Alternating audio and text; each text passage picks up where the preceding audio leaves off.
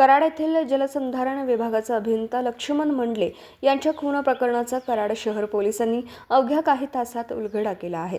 तपासात पत्नी सारिका मंडले हिने प्रियकर प्रथमेश थोरात आणि त्याचे साथीदार आकाश हुनसुरे यांच्या मदतीने पतीच्या खुनाचा कट रचल्याचं निष्पन्न झालं।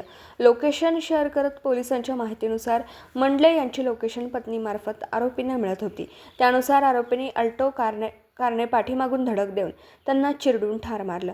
सीसीटीव्ही फुटेज आणि तांत्रिक विश्लेषण आणि फॉरेन्सिक पुराव्यांच्या आधारे पोलिसांनी दोनही सुपारी किलरना अटक केली असून न्यायालयाने त्यांना 12 जूनपर्यंत पोलीस कोठडी सुनावली। या प्रकरणाचा पुढील तपास कराड शहर पोलीस करत आहेत। N24 मराठी न्यूजसाठी पलूस प्रतिनिधी अर्शद मुजावर। कराड शहर पोलीस ठाणे येथे गुन्हा रजिस्टर नंबर 656/2026 भारतीय न्याय संहिता 2023 चे कलम 103(1) 311 प्रमाणे गुन्हा नोंद झालेला आहे।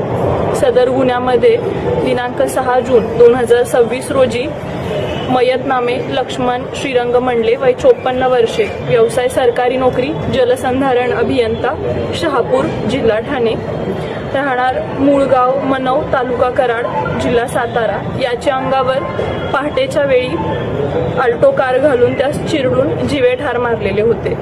सदर गुन्ह्याचे प्राथमिक तपासकामी मैताची पत्नी नामे सारिका लक्ष्मण मंडले व तिचा भाऊ संग्राम चव्हाण यांना दिनांक 6 जून 2026 रोजी सायंकाळी अटक करण्यात आलेली होती। नमूद दोन्ही आरोपितांना 12 दिवसभरातील घडामोडींचा आढावा घेण्यासाठी पाहत रहा N24 मराठी न्यूज चॅनल।